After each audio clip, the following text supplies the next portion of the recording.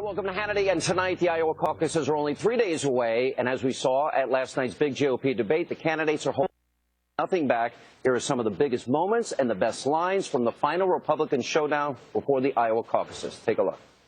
If I'm our nominee, I will unite this party, and we will defeat Hillary Clinton, and we will turn this country around once and for all after 7 years of the disaster that is Barack Obama. I'm an establishment because my dad, the greatest man alive, was president of the United States, and my brother, who I adore as well, is a fantastic brother, was president. Fine, I'll take it. And I guess I'm part of the establishment because Barbara Bush is my mom. I'll take that, too. We need to stop allowing political correctness to dictate our policies, because it's going to kill us if we don't. You can't be in favor of defending us against Islam, radical Islam, if you're not for border security. If I am elected president, we will repeal every word of Obamacare. Stop the Washington Bull, and let's get things done. All right, here with reaction from the Washington Times, Charles Hurt, Pollster Frank Luntz, and from the Weekly Standard, Steve Hayes. Okay, you focus group 27 GOP caucus goers. Correct. And they said that Marco Rubio was the winner.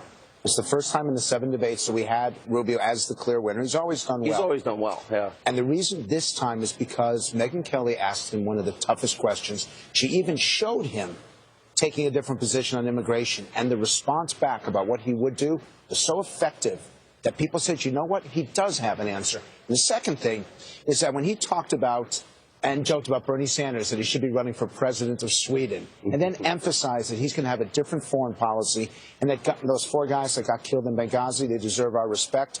Voters believe that he's the best candidate to defeat Hillary Clinton, and that's why our 27 moved so strongly to him. Steve.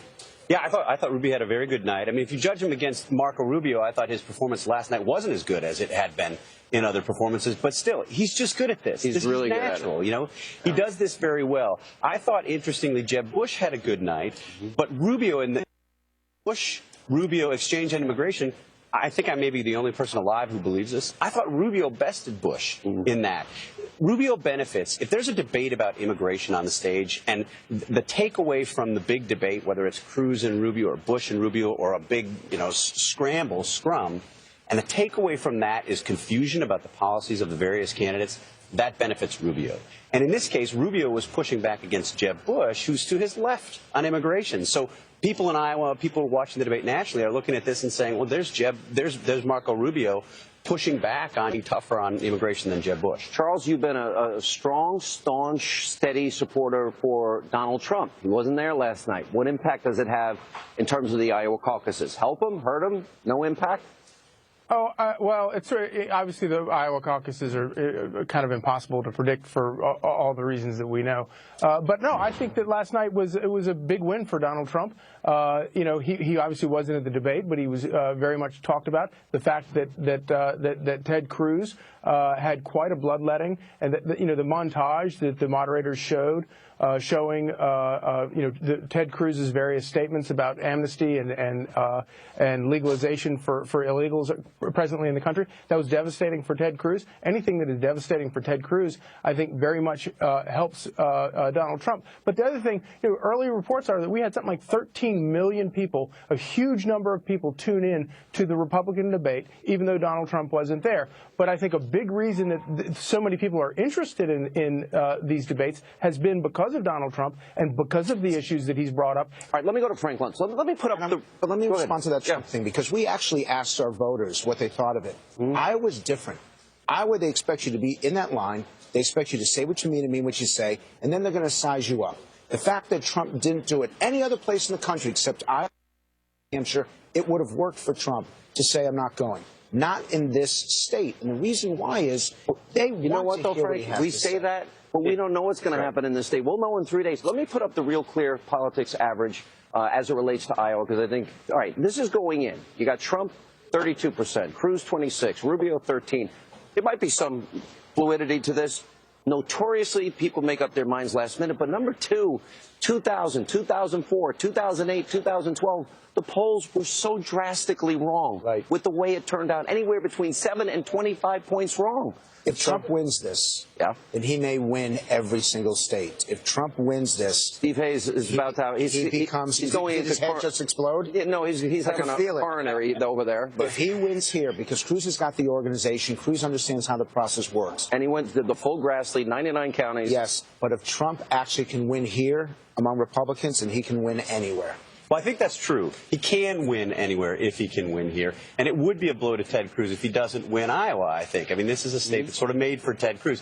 But I think it's far too early to say that if Donald Trump wins Iowa, then he runs the table. He could. We're talking, he could. It's possible. I don't think it's inevitable. I think what Frank is saying, he has a significant lead in New Hampshire, and he's had it for a while. Yes. Significant lead in South Carolina, and he's had it for a while. Yeah. Florida. That's pretty strong, and strong across the Florida South. and Nevada, and but here's pretty much every here's state. What you're likely to see. Here's what you're likely to see after Iowa. Iowa is likely to perform its role as the winnowing state. It's going to knock, 3, 4, maybe 5 candidates effectively out of the race. Maybe New Hampshire, they stick through New Hampshire. You're going to see going into South Carolina and these other states, these March 1 states, Nevada, then these March 1 states, a much, much smaller field. And the question is, with the lower ceiling that Donald Trump has, the reservations that people have about Donald Trump, do these voters who have been supporting these candidates at 5%, at 8%, swing behind the Trump alternative? And if you do, then you have a long process, and I think potentially a 3-man, it doesn't have to be a 2-man race,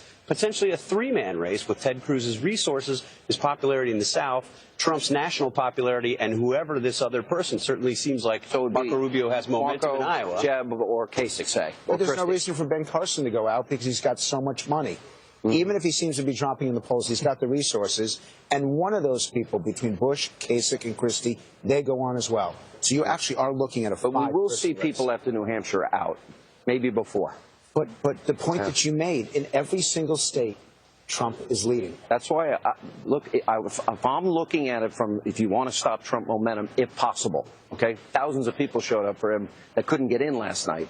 And if they come up in caucus, that's a lot of people. There have been Iowa caucuses where candidates win with 32,000 votes or fewer. All right, let me put up a montage. And I want to ask Charles, as a Trump supporter, they made these attacks from the stage. It really wasn't all about Trump, but it did come up, obviously. Tell me if you think these are effective, then we'll ask Frank. I'm a maniac, and everyone on this stage is stupid, fat, and ugly. And Ben, you're a terrible surgeon. Now that we've gotten the Donald Trump portion out of the way. Let's begin by being clear what this campaign is about. It's not about Donald Trump. He's an entertaining guy. He's the greatest show on earth. If Donald engages in insults or anybody else, I don't intend to reciprocate. I have not insulted Donald personally, and I don't intend to. I kind of miss Donald Trump. He was a little teddy bear to me.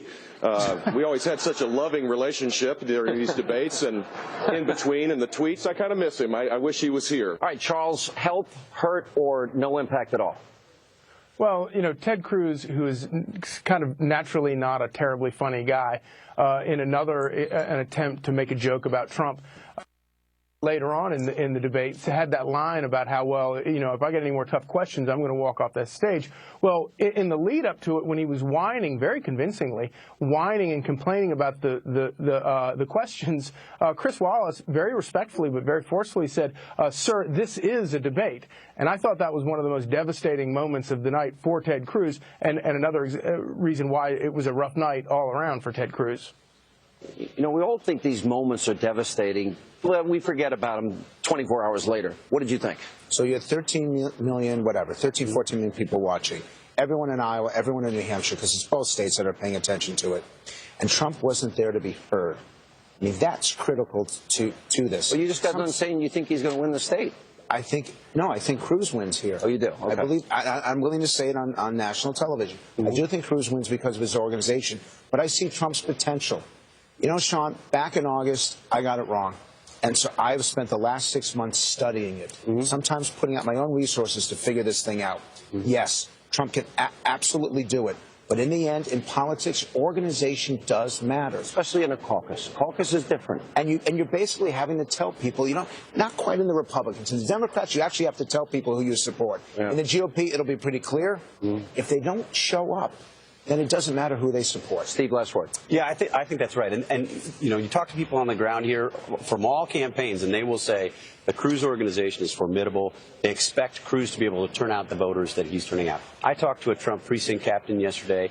She told me that they are getting the phone is ringing off the hook. Democrats and independents want to know the details. How much time do I have to commit to spending to be there to support Donald Trump? But here's if a fraction of the people who went to the event last night, it's competitive. I think Trump ultimately pulls it out, and that change, that would be unprecedented. But changes what we know about Iowa. What you just said is absolutely accurate, but they have to call the Trump headquarters to get the information. In Cruz's case, all the calls are going out. Correct. The emails are going out. The texts are going out. In Trump's case, it's all coming in. That's the organization you're talking about. Exactly. All right, guys, thank you very much.